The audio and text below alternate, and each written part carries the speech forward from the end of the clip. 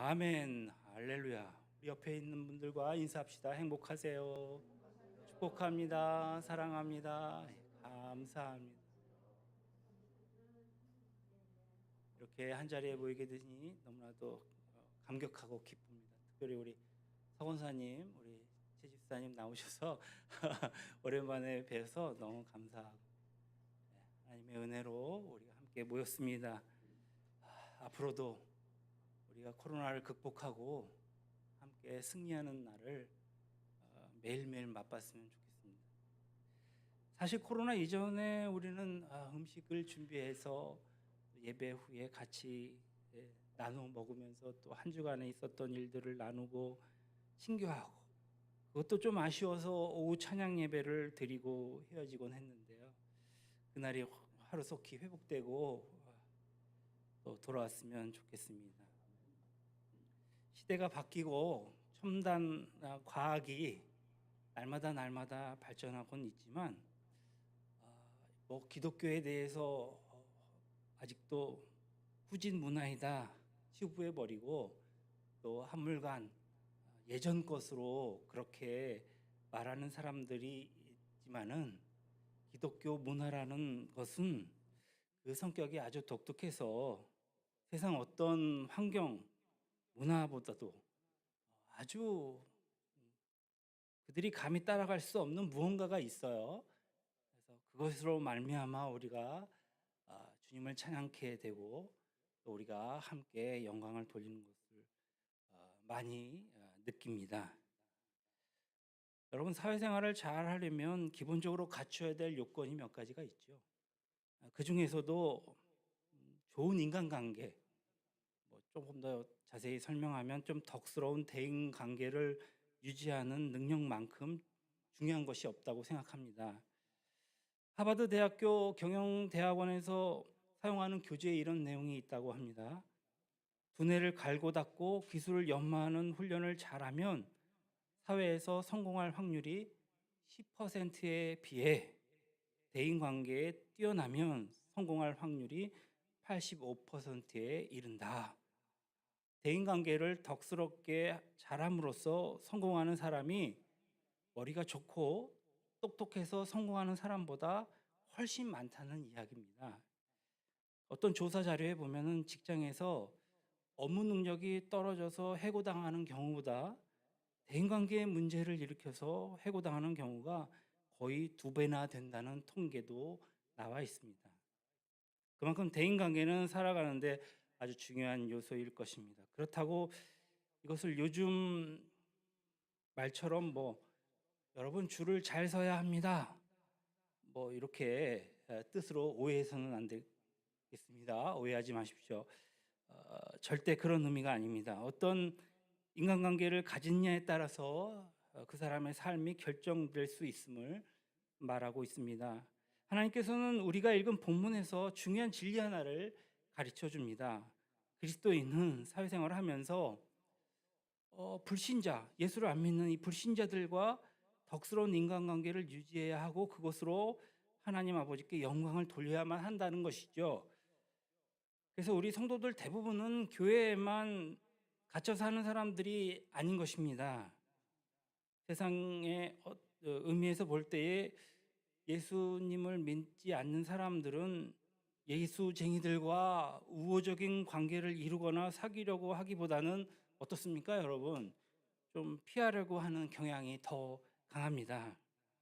그들과 우리는 친해지기가 쉬운 관계가 아니죠. 물론 사무적으로나 아니면 사회적으로는 충분히 친한 척은 할 수 있겠지만 깊은 유대 관계를 형성하는 것은 꽤 힘듭니다. 오히려 친해지지 못할 가능성이 더 크다고 할 수 있는데요. 믿지 않는 사람들과 좋은 관계를 갖는다는 것이 얼마나 어려운 것인지는 이미 저보다도 사회생활을 많이 하신 여러분들이 더 체감하리라 믿습니다. 우리는 불신자들과 쉽게 사귈 수 없는 처지이지요. 그럼에도 하나님께서는 뭐라고 말씀하십니까? 우리들에게 불신자들과 덕스러운 인간관계를 가지라, 이렇게 말씀하시는 것입니다. 본문은 우리와 불신자의 인간관계의 2가지 대원리를 전제해주고 있는데요. 그것은 먼저 18절에 할 수 있거든 너희로서는 모든 사람과 더불어 화목하라 하십니다. 이게 무슨 뜻입니까? 사회생활하면서 가급적이면 적을 만들지 말라. 할 수 있거든 이런 단서를 붙인 이유가 여기 있습니다. 그러니까 아무리 우리가 모든 사람과 좋게 지내려 해도 뜻대로 안 되는 경우이기 때문인데요. 한마디로 한계가 있다는 말입니다. 잘 지내려고 하는데도 끝내 원수가 되는 사이가 있지 않습니까? 이것은 주님께서도 인정하시는 사실입니다. 비록 그래서 한계가 있더라도 뭐라는 얘기입니까? 최선을 다해라. 최선을 다해라 말씀하시는 것입니다. 할 수 있거든에 담긴 뜻이죠. 비록 어려움이 따른다 할지라도 가능한 한 사람들과 좋은 관계를 유지해야 합니다. 이것이 세상을 사는 우리에게 무엇보다도 중요한 것이죠. 그러니까 우리가 로마서 지난주에도 말씀드렸지만 1장에서 11장까지는 예수 그리스도여야만, 그분이어야만 우리에게 구원을 이룰 수 있다. 그러면 우리가 어떻게 해야 하는가에 대해서 말씀을 나누고 있거든요. 그래서 그리스도인들의 생활은 어떤 것인가? 또 한 가지 원리를 21절에 우리에게 말씀하고 있습니다. 뭐라고 말씀하십니까? 악에게 지지 말고 선으로 악을 이기라. 그러니까 세상 사람들과 똑같이 악해지지 말라라는 뜻이죠. 대인관계에서 상대방인 나를 악하게 대한다고 해서 똑같이 악해지면 된다 안 된다? 안 된다. 믿는 사람들은 불신자들이 서로 악하게 대한다 해도 선으로 악을 이기는 수준이 되어야 한다. 그 정도 수준이 돼야 된다. 상대방이 하는 대로 똑같이 악해지면 하나님의 자녀가 세상 사람들과 다를 바가 없는 것이죠. 가급적이면 모든 사람과 화평해야 합니다. 그리고 상대방이 악하게 대하더라도 이것을 어떻게 하라고요? 선으로 악을 이기라고요. 이렇게 두 개의 큰 원리가 인간관계를 기둥처럼 떠받치고 있는 것입니다. 우리는 불신자들과 좋은 인간관계를 유지하기 위해서 이 원리를 유념해야 할 것인데, 그러니까 할 수 있거든 화목해라. 악에게 지지 말고 선으로 악을 이겨라. 이 두 원리를 중심으로 실제적인 행동 지침이 나오고 있는 것입니다. 본문에 선으로 악을 이기는 행동 지침이 네 가지로 나누어져 있는데요. 덕스러운 인간관계를 유지하기 위해서 네 가지 지침이 있다. 근데 논리적으로는 좀 순서가 잘 안 맞는 것 같아요. 성경학자들도 이렇게 공동되게 말씀하고 있거든요. 따라서 우리가 오늘 본문을 대할 때에 행동 지침 가운데 내용상 좀 쉬운 것부터 살펴보는 것이 좋겠지요. 처음부터 너무 어려운 말씀을 대하면 기가 죽어요. 그래서 내가 어떻게 그걸 감히 할 수 있어? 이렇게 나가거든요. 그래서 첫 번째는 무엇입니까? 먼저 16절을 함께 보겠습니다. 서로 마음을 같이하여 높은 데에 마음을 두지 말고 도리어 낮은 데 처하며 스스로 지혜 있는 채 하지 말라. 겸손한 이웃이 되라. 잘난 채 하지 말라. 난 너하고 좀 달라. 그런 식으로 행동하거나 말하지 말라는 얘기죠. 그러니까 예수 믿고 안 믿고를 떠나서 인간은 누구나 좀 의수되고 싶어하는 기질이 있습니다. 그러니까 기가 꺾이지 않으려면 본능적으로 누구에게나 있는 그러한 그 습성인데요. 그러니까 남에게 짓밟히는 것을 아주 그런 기분을 느끼면 견디지 못하는 본성이 누구에게나 있거든요. 누군 좀 그 많고 적고의 정도 차이겠죠.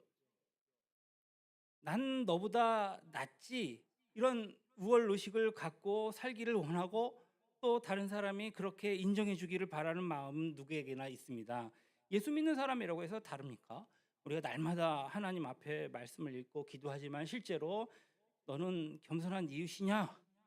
오늘 주님께서 나에게 물어보신다면 좀 양심의 가책을 받지 않을 수가 없는 것이죠. 이럴 때가 있습니다. 그러니까 항상 겸손하자 그런 생각은 있지만 우리 주위에는 또 겸손하지 못한 사람들이 많이 있거든요. 겸손하지 못한 그런 사람 앞에서 이 겸손하기가 참 쉽지가 않아요. 예수 믿어도 별 수 없습니다. 뭐 목사가 되어도 목사 할아버지가 되어도 참 이럴 때는 힘들어요. 저도 물론 겸손한 사람 앞에서는 겸손합니다. 그러나 거만하게 거드름 피우는 사람을 보면은 속에서 뭔가 막 치밀어 오르는 것을 느끼게 되죠. 우리 또한 하나님 앞에서 자신이 겸손한 이웃이라고 자신 있게 말할 수 없음을 다시 한번 고백합니다. 여러분, 겸손한 사람 앞에서는 겸손할 수 있습니다. 그러나 교만한 이웃 앞에서는 겸손하기가 대단히 어렵습니다. 그러면 하나님께서 무엇라고 하시는 것입니까? 오늘 먼저 교만하지 말라. 잘난 체하지 말라. 이웃을 위해 겸손하라고 말씀하시는 것입니다. 아주 힘들어요. 참 아무리 힘들다 해도 그것이 하나님의 명령이지 라는 기본적인 인식이 내 마음에 깔려 있으면, 내 머리에 깔려 있으면 우리는 겸손하게 순종할 수 있을 줄로 믿습니다. 덕스러운 인간관계를 유지하기 위한 두 번째 지침은 무엇입니까? 오늘 15절에 즐거워하는 자들과 함께 즐거워하고 우는 자들과 함께 울라. 마음을 주는 이웃이 되어야 한다. 우리가 누구에게 마음을 주는가 아니면 안 주는가, 이건 테스트 방법이 있어요. 그러니까 이웃이 몹시 슬픈 일을 당했을 때 함께 울어줄 수 있느냐, 또 이웃이 참 좋은 일을 만났을 때에 함께 기뻐할 수 있는가, 그것을 점검해 보면 마음을 주는 이웃인지 아닌지 대번에 정확하게 알 수 있겠죠. 그러나 이것도 상대가 어떤 이웃이냐에 따라서 많이 다릅니다. 어떤 친구냐, 어떤 동기냐, 어떤 그 회사 직원이냐에 따라서 많이 다르죠. 평소에 좋아하던 이웃이 슬픔을 당하면 우리는 함께 눈물을 흘리고 슬퍼합니다. 당연히 그렇게 할 수 있습니다. 그러나 내가 좀 감정이 별로 좋지 않은 이웃이 비극을 당했을 때에도 진정으로 슬퍼하고 위로할 수 있느냐? 양심적으로 대답해야 할 문제라고 생각합니다. 일반적으로 볼 때 슬픔을 당한 이웃에게 동정을 표하는 것은 그다지 어렵지 않습니다. 그러나 이것에 비해 아주 어려운 일 하나인데, 바로 무엇이냐면 이웃이 기쁜 일을 만났을 때에 진정으로 축하해 주면서 기뻐할 수 있는가? 예, 나는 할 수 있는데, 예, 나는 좀 힘든데. 이 4세기의 교부 중에 한 사람인 크리소스톰이라는 사람이 있습니다. 그 사람이 아주 전공을 찌르는 말을 했어요. 우는 자와 함께 우는 것은 웃는 자와 함께 웃는 것보다 쉽다. 우리가 웃는 자와 함께 웃기 위해서 훨씬 더 고매한 인격이 필요하다. 여러분, 이 말을 들으면서 어떤 생각이 드십니까? 이웃의 슬픔보다 이웃을 기쁨에 동참하는 것이 어렵다고 했는데, 우리 속담에도 있잖아요. 사촌이 땅을 사면 배가 아프다는 말이요. 친척이 땅을 사서 부자가 되면 진심으로 기뻐해야 되는데 그렇지 않다는 얘기죠. 잘 모르는 사람보다 오히려 가까운 사람이 잘 되는 것을 은근히 싫어하고 견지하는 심리가 우리에게 있다는 말씀입니다.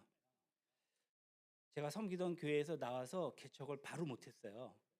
근데 같이 나왔던 그 같은 후배 목사는 나오자마자 무슨 일인지 하여튼 개척을 딱 하더라고요. 그래서 목사님, 나 저 상가 얻었어요. 이제 개척할게요. 그래서 이제 저는 내심 좀 선배로서, 어른으로서 도와줘야 되겠다. 그리고 인테리어 할 때도 가서 도와주고 뭐 전기 시설도 봐주고 그랬거든요. 이제 개척 그 예배가 드리는 당일날이 딱 왔어요. 마음이 이상하더라고요. 같이 나왔는데 그 사람은 개척하는데 난 개척을 못하니까 괜히 움츠려드는 거예요. 결국에는 그 예배 끝나고 보통은 우리 회식하잖아요. 식사하잖아요. 식사도 못하고 택시 타고 그냥 왔어요, 집에. 잠이 안 오더라고요. 한참 후배가 개척해서 이렇게 잘 나가는데 나는 이게 뭐냐. 그리고 질투가 나더라는 거예요. 근데 또 다행히 또 하나님께서 은혜를 주셔서 이제 저도 개척하게 됐어요. 제일 먼저 누구한테 전화했겠어요? 그 후배한테 전화했죠. 야, 하나님의 은혜가 이런 거야. 그러면서 야, 나 개척하게 됐어. 막 잘난 체 하게 되더라고요. 근데요, 안 왔어요, 그 친구. 뭐 자기 교회 행사가 있대나 오후에 교회 안 왔어요. 그러니까 두고두고 좀 이렇게 서운하더라고요. 우리 모두가 본능적으로 남이 잘 되는 것을 그다지 좋아하지 않는 좀 본성이 있어요. 그런데 주님은 우리에게 어떻게 하라고 명령하시냐면 기뻐하는 자와 함께 기뻐하고 슬퍼하는 자와 함께 슬퍼하라 하시는 거예요. 주님은 우리가 마음을 주는 이웃이 되기를 바라십니다. 사이가 좋고 나쁘고를 떠나서 이웃에 우는 자가 있으면 진정으로 함께 슬퍼하는 자가 되고, 기뻐하는 자가 있으면 진정 그 기쁨을 함께 나눈 자가 되라는 것이죠. 우리 가운데 이웃이 잘 되는 것 때문에 은근히 마음속에 고통을 당하고 상처를 입는 사람이 있다면 사실 참 힘든 문제인데요. 오늘 주님께서 그 상처를 고쳐주시기를 원합니다.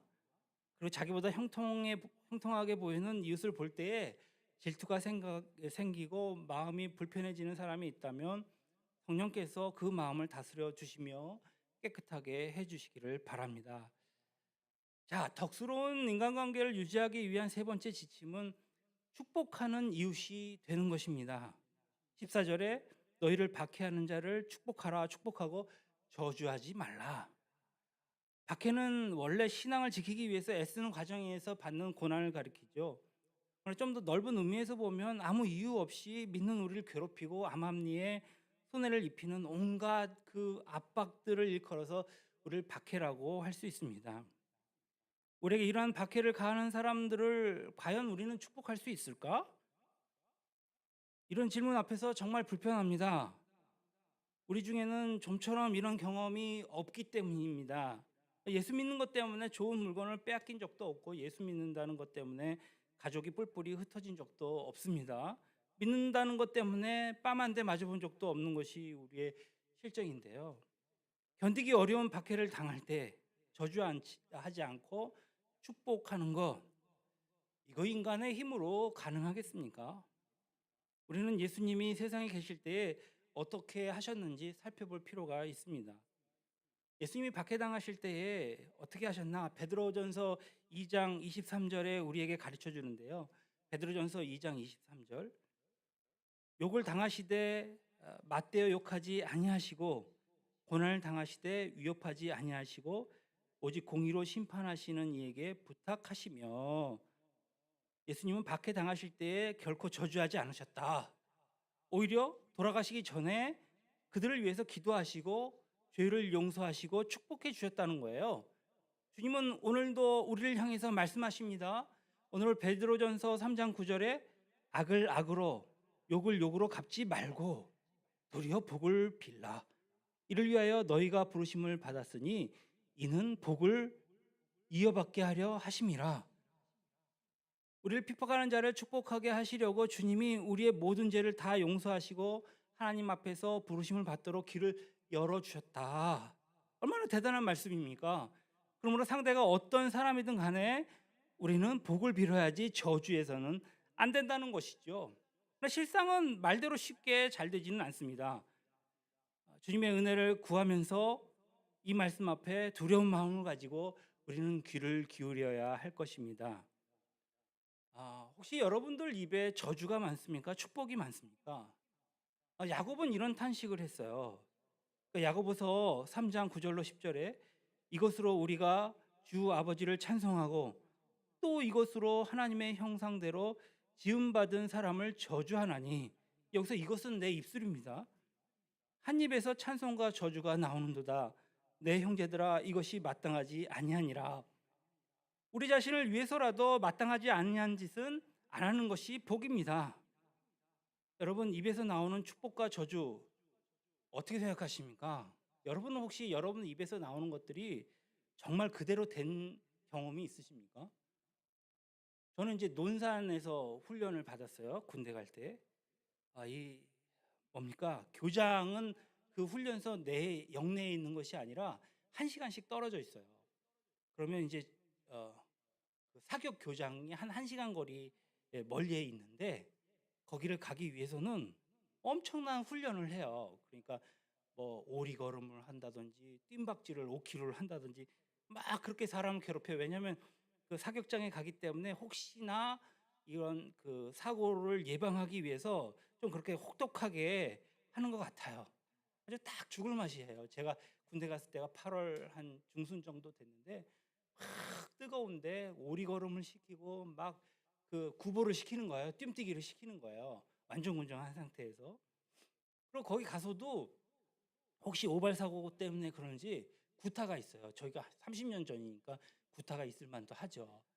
구타가 있어요. 그래서 막 때리고 막 그렇게 해서 사고를 미연에 방지하는데 참 미운 중사 하나가 있더라고요. 그 사람은 갈대가지를 이렇게 꺾어갖고 지 마음에 안 드는 병사가 있으면 불러서 이렇게 목을 꺾은 다음에 여기를 그렇게 때려요. 근데 그걸 보는 때는 참 마음이 안 좋더라고요. 무슨 소리 했겠어요. 막 속으로 막 욕을 하죠. "아 저 새끼 막 그러면서 막 욕을 막 합니다. 막 쌍욕을 하고. 그리고 우리는 아까도 말씀드렸지 오리걸음으로 막 뛰어서 막 왔는데 지는 자전거 타고 왔거든요. 그러니까는 저거 논바닥에서 확 꼬꾸라져야 되는데 막 그러니까 왜냐면 사람들을 너무 괴롭히는 거예요, 보기에도. 그때 당시에 어떤 시대냐면 식판을 가지면 그 식판으로 점심을 먹고 그 식판으로 저녁을 먹어요. 그러면 논바닥에 그 논물로 이렇게 식판을 닦거든요. 심지어는 숟가락 하나로 3명, 4명에서 돌아가면서 이렇게 먹을 그런 시절이에요. 그러니까 얼마나 많이 때리고 그랬겠어요. 근데 그런 저주가 입에서 자연히 나오더라고요. 사람을 막 무슨 짐승 다루듯이 불러갖고 때리는 게 그 사람 일인 것 같아요. 근데 어떤 일이 벌어졌겠어요? 진짜 논두렁에서 자빠진 거예요. 자전거 타고 가. 그리고 기부스를 하고 왔네. 제가 깜짝 놀랐어요. 말 함부로 하면 안 되겠다. 야, 한 입에서 축복도 하고 저주도 한다고. 주일날에는 그 논산 훈련소 교회에서 확 찬양했는데 입으로 저주를 하니까 사람이 험한 그 꼬꾸라져서 다치더란 말이죠. 조심해야 되겠다. 내가 축복하면 상대방이 복을 받고 내가 저주하면 상대방이 저주를 받게 된다. 성경에도 그렇게 나와 있거든요. 누가복음 10장 5절로 6절에는 어느 집에 들어가든지 먼저 말하되 이 집이 평안할지어다 하라. 만일 평안을 받는 사람이 거기에 있으면 너희의 평안이 그에게 머물 것이요 그렇지 않으면 너희에게로 돌아오리라. 평안을 빌 때에 평안을 받는 사람이 그 집에 있으면 그 복이 임하고 그 집에, 만약에 그 집에 있는 사람이 평안을 받을 자격이 없으면 복을 비는 사람에게 복이 다시 돌아온다. 주님은 분명히 말씀하십니다. 이처럼 우리가 축복하면 상대방은 복을 받게 되어 있어요. 그리고 상대방이 복을 받을 자격이 없으면 대신 그 복이 나에게 온다는 것이죠. 이를 통해서 축복하면 할수록 좋다는 얘기입니다. 그러면 저주에 대해서 반대로 생각해 봅시다. 우리가 저주를 하면 상대방이 저주를 받을 수 있습니다. 하지만 하나님 보시기에 저주받을 만한 사람이 아닐 때에는 그 저주가 어떻게 된다는 얘기예요? 그 저주한 사람에게 돌아온다는 얘기겠죠. 다시 얘기하자면 저주하면 할수록 저주하는 사람이 손해를 보는 것입니다. 그러니까 저주는 안 하는 것이 훨씬 난 것이죠. 우리 자신을 위해서라도 축복을 많이 해야지 저주를 하면 안 되는 줄로 믿습니다. 오늘 덕스러운 인간관계를 유지하려면 네 번째, 원수도 먹이고 마시게 하는 이웃이 되라는 것입니다. 오늘 19절로 20절에 뭐라고 합니까? 내 사랑하는 자들아 너희가 친히 원수 갚지 말고 하나님의 진노하심에 맡기라. 기록하였을 때 원수 갚는 것이 내게 있으니 내가 갚으리라 주께서 말씀하시니라. 네 원수가 줄이거든 먹이고 목마르거든 마시게 하라. 그리함으로 내가 숯불을 그 머리에 쌓아 놓으리라. 세상을 살다 보면 때로는 원수가 생기게 마련입니다. 누군가 술에 취해서 함부로 운전하다가 멀쩡한 자기 아들을 죽였다고 생각해 봅시다. 아니면 평생 불구로 만들었어요. 심적으로 벌써 원수가 되어버린 것이겠죠. 아무리 사랑하려고 해도 어려운 것입니다. 중상모략해서 그 사람의 정치적인 생명을 끊어버렸다? 그런 몰입애가 있다고 생각하면 그 사람을 멀리서 보기만 해도 아마 얼굴을 돌릴 것입니다. 벌써 심적으로 원수가 되어버린 것이죠. 여러분, 우리 어른들도 여기 많이 계시지만 세상 살다 보면 얼마나 내가 예상치 못한 누군가와 도저히 가까이 할 수 없는 관계가 되는 수가 많이 있거든요. 이것을 남의 이야기로만 들어서는 안 됩니다. 나에게도 원수가 있을 수 있고 또 생길 수가 있습니다. 사람의 본능에는 강한 보복 심리가 있거든요. 눈은 눈으로, 이는 이로, 생명은 생명으로 복수하고 싶은 마음이 누구에게나 있습니다. 그러나 하나님께서는 절대 복수하지 말라고 하시는 것입니다. 원수가 생길 수는 있지만 원수에게 보복하려는 마음을 가져서는 안 된다라는 얘기입니다. 제가 아주 어렸을 때에 그 손양원 목사님 영화를 봤었거든요. 손양원 목사님이 자기 두 아들을 죽인 원수를 양아들 삼잖아요. 그분이 목사가 되는데 어렸을 때 저희 기억으로는 교회 성도들이 모두 다 극장에 가서 그걸 봤어요. 그런데 며칠 전에 기독교 방송 보는데 그 영화가 나오더라고요. 그래서 다시 한번 은혜를 받았는데 참 어떻게 과연 저럴 수가 있을까? 자기 아들을 죽인 그 원수를 사랑해? 참 대단하다라는 생각을 해보았습니다. 여러분, 원수 갚는 것은요 하나님께 속한 권한입니다. 우리에게는 그런 권한이 없어요. 우리는 원수를 갚으려다가 잘못하면 더 큰 화를 불러들일 수 있거든요. 우리에게는 눈은 눈으로 이는 이로 공정하게 원수 갚는 능력이 있습니까? 없습니까? 그럴 수 없다는 것이죠. 더 갚으면 더 갚았지 덜 갚지는 못할 것입니다. 그래서 공정하게 원수 갚을 능력이 있는 분은 오직 하나님 한 분밖에 없음을 고백합니다. 그러므로 억울한 일은 하나님께 맡기는 것입니다. 우리가 직접 원수 갚지 말라고 하시는 또 다른 이유는 주님의 말씀하십니다. 계시록 13장 10절에 칼에 죽은 자는 마땅히 칼에 죽을 것이다. 그러니까 칼을 가지고 복수한 사람을 반드시 칼로 망하게 된다. 설령 원수 갚았다고 합시다. 복수는 또 다른 복수를 불러일으키죠. 결국 서로 죽이고 해치는 반복의 악순환이 계속될 뿐일 것입니다.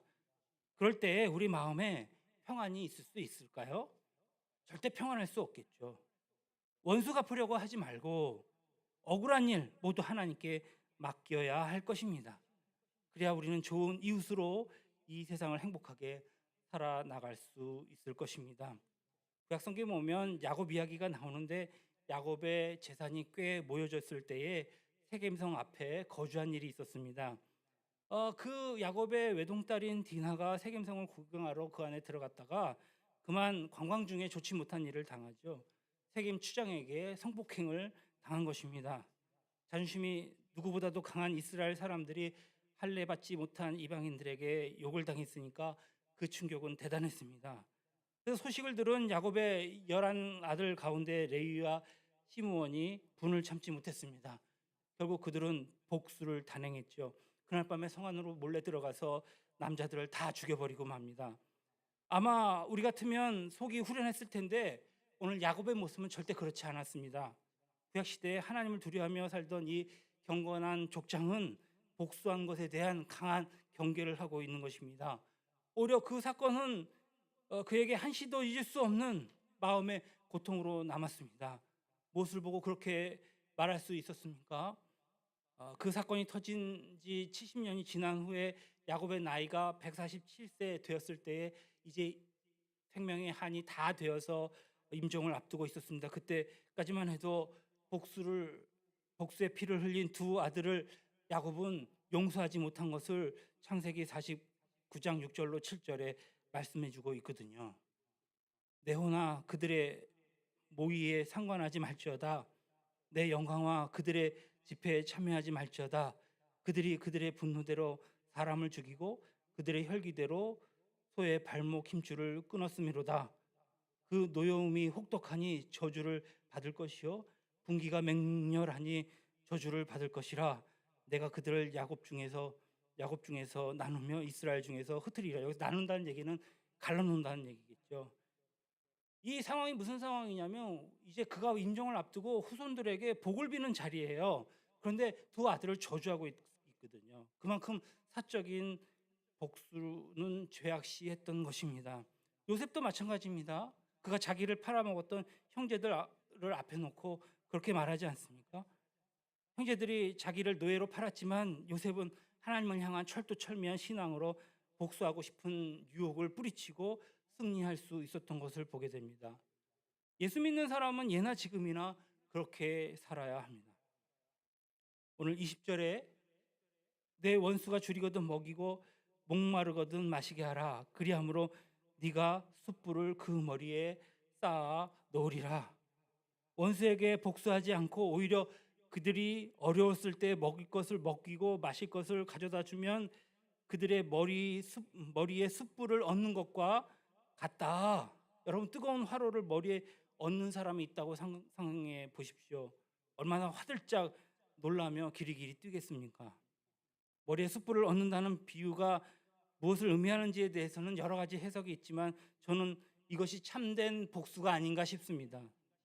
겸손한 이웃이 되는 것, 정말 마음을 주는 이웃이 되는 것, 그리고 축복하는 이웃이 되는 것, 원수에게 먹이고 마시는 것, 목사인 저도 못하는데 이게 과연 가능할까? 어떻게 이와 같은 말씀을 공유하면서 실천할 수 있을까? 하나님은 우리가 자신의 모습을 본받아 온전케 되기를 원하십니다.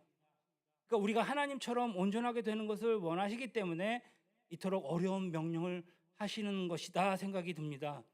하나님이 우리에게 어려운 명령을 하시는 이유가 또 있습니다. 오늘 성령의 사람은 그 명령이 어려워도 순종할 능력이 있기 때문입니다. 스데반은 돌에 맞아 억울하게 죽으면서도 자기에게 돌을 던지는 사람을 보고 이를 갈며 저주했습니까? 오히려 주여 이 죄를 그들에게 돌리지 마소서 원수를 축복하는 것을 보게 됩니다. 그는 성령 충만한 사람이었기 때문입니다. 성령이 우리의 중심을 다스리시면 우리는 마음을 주는 이웃이 되고 축복하는 이웃이 되고 원수에게 먹을 것을 가져다 주는 이웃이 충분히 될 수 있습니다. 그러므로 하나님의 이 말씀에 순종하라고 하시는 것입니다. 하나님은 우리가 할 수 없는 것을 억지로 시키시는 분이 아니십니다. 하나님이 이토록 어려운 명령을 하시는 이유가 또 있습니다. 그것은 하나님이 이토록 이 어려운 명령을 하시는 이유, 우리의 행복과 평안을 위해서입니다. 우리가 날마다 하늘 품고 사는 사람이라면 과연 우리 안에 평안이 있을 수나 있겠습니까? 하나님은 너무나도 우리를 잘 아십니다. 미운 마음을 품고 사는 사람은 결코 건강할 수 없습니다. 생각해 보세요. 누가 나를 비난한다는 소리를 전화로 들었다고 생각해 보세요. 밥을 먹었는데 소화도 안 됩니다. 잠도 못 잡니다. 끙끙 앓습니다. 건강할 수 있겠습니까? 악을 악으로 대하면 결국 둘 다 망하는 것을 하나님은 잘 알고 계셨기 때문에 우리의 행복과 평안을 위해서 그렇게 말씀하신 것입니다. 그러므로 하나님이 얼마나 좋으신 분이십니까? 하나님께 순종하는 우리가 되어야 합니다. 할 수 없다고 체념하지 마십시오. 반드시 할 수 있는 것을 믿으시기를 바랍니다. 만약 순종하지 않는다면 우리는 너무나도 불행한 자일 것입니다. 오늘 우리가 믿는 자로서 우리의 삶의 목적이 하나님을 기쁘시게 하는 것이라면, 또 하나님을 닮게 하는 것이라면 세상 사람들과 차이 없이 살아왔음을 우리는 고백하고 정말 겸손한 마음을 우리에게 달라고 기도하는 저와 여러분 되시기를 주님의 이름으로 축원합니다. 우리 함께 기도합시다. 주님, 우리가 세상 사람들과 차이 없이 살아왔음을 고백합니다. 정말 겸손한 마음을 주십시오. 손으로 악을 이기게 해주십시오. 미운 마음이 사라지게 해주십시오. 주님께서 주시는 참된 평안의 복을, 행복을 선물로 받게 해주십시오. 성령님, 이곳에 임재해 주십시오. 우리 마음을 열어놓습니다. 성령으로 충만케 해주십시오. 할렐루야.